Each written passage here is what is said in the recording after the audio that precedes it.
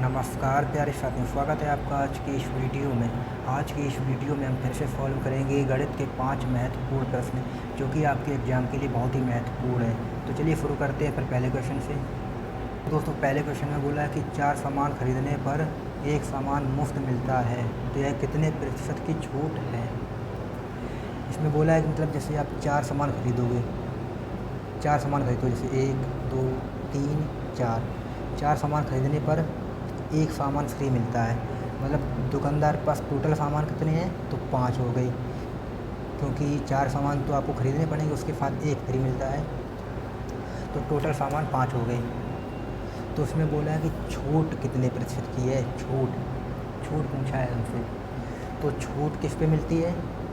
छूट दी कितनी हुई है, एक सामान की छूट, तो 1 और बटे में छूट कितने पर दी हुई है। 4 सामान तो आपको ख़रीदने पर मिले थे और एक सामान जो आपको फ्री में मिला था, तो टोटल कितने हो गए, 5 सामान दोस्तों आपको मिले हैं। और गुणा कर देंगे 100 का, क्योंकि ये तो आपको क्योंकि दोस्तों आपको भी पता है कि प्रतिशत का मतलब तो गुणा ही होता है, और ख़ास करके छूट, प्रॉफिट एंड लॉस में तो प्रतिशत चलता ही है। तो 5 से डिवाइड करेंगे कितनी बार आएगा, 20 बार।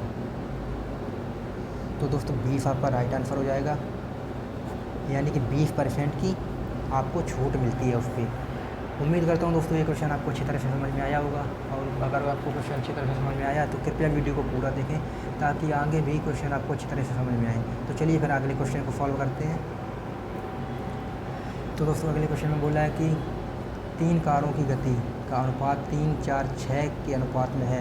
तीनों कारों द्वारा समान दूरी तय करने में कितना समय का अनुपात पूछा है। दोस्तों ये दूरी का अनुपात दिया है, कितना दूरी का अनुपात कितना दिया है, 3 4 और 6।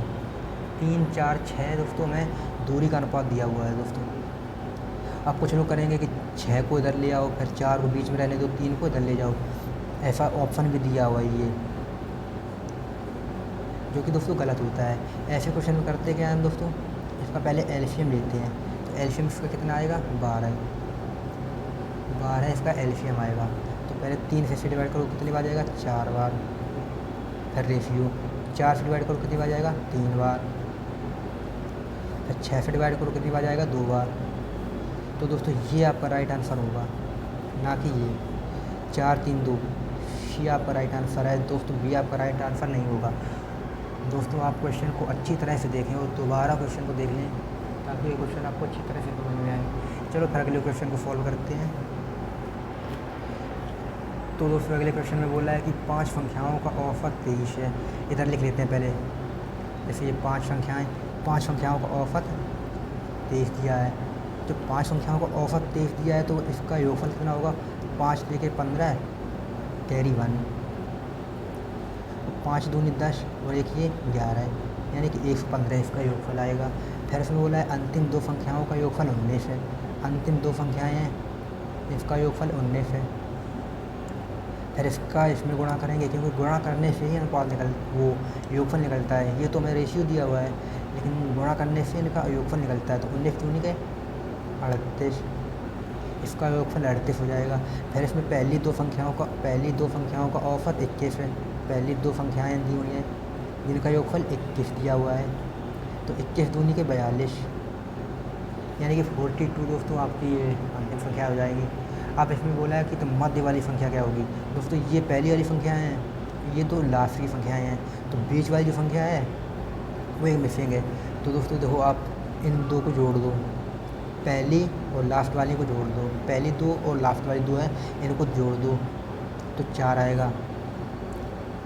इसमें दोस्तों एक काम है, तो वो हम इससे माइनस कर देंगे, 5 से माइनस कर देंगे 4, तो आपकी ये बीच वाली संख्या आएगी। तो ठीक इसी प्रकार इसमें इस तरह भी जोड़ेंगे, तो 8 2 10 0 हासिल की 1, 4 3 7 1 8, यानी कि 80। वो जो 4 संख्याएँ हैं, शुरू वाली और लास्ट वाली, उनका योगफल 80 आया है। तो बचा कितना, बची कौन सी, बीच वाली, एक ही बची है। जैसे अब 5 से ये 4 माइनस करेंगे तो 1 बची है, तो वो बीच वाली 1 बची है। इसी प्रकार 115 से 80 को माइनस करेंगे तो कितना आएगा, 0 के 0 और 8 3 11 है। तो दोस्तों 35 आपका राइट आंसर आएगा। ऑप्शन नंबर बी आपका राइट आंसर है। चलिए फिर दोस्तों अगले क्वेश्चन को सॉल्व करेंगे। तो दोस्तों अगला क्वेश्चन में बोला है कि जब किसी संख्या को 3, 4 और 7 से विभाजित किया जाता है तो क्रमशः 2, 3 और 5 शेष रहता है, शेषफल प्राप्त होता है, तो उसी संख्या को 84 से विभाजित किया जाए तो शेष क्या होगा। दोस्तों देखने में ये क्वेश्चन आपको बहुत ही खतरनाक लग रहा होगा, लेकिन ये बहुत ही सिंपल क्वेश्चन है। चलिए इसे सॉल्व करते हैं। पहले लिखेंगे 3, 4 और 7, ठीक है। अगर इससे विभाजित करें तो 2, 3, 5 शेष आता है, 2, 3 और 5 शेषफल आता है। तो दोस्तों आप ध्यान दो पहले कि 7 को कितने में भाग दें, 7 से कितने में भाग दें कि 5 शेषफल आए। तो सबसे छोटी संख्या हम देखेंगे 12, 12 तो होगा, क्योंकि 7 एकम 7 कैरी 5, हासिल ये 5 बचेंगी ना, तो ठीक है बस यही बची। अब इसे इसमें गुणा कर दो, तो 12, 24, 32, 36, 32 48, सॉरी ये 48 आएगा।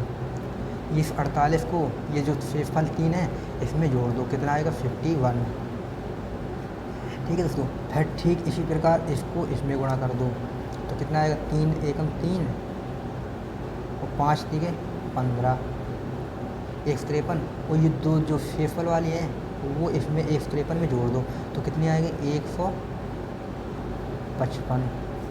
तो दोस्तों 155 आपकी वो संख्या है जिसमें सभी को भाग देने पर ये शेषफल आएगा। आपकी वो संख्या 155 निकल आई है, 155, ठीक है। अब इसमें बोला है कि उसी संख्या में 84 से विभाजित किया जाए तो शेषफल कितना होगा। तो देखते हैं, पहले 84 से विभाजित करके देखते हैं।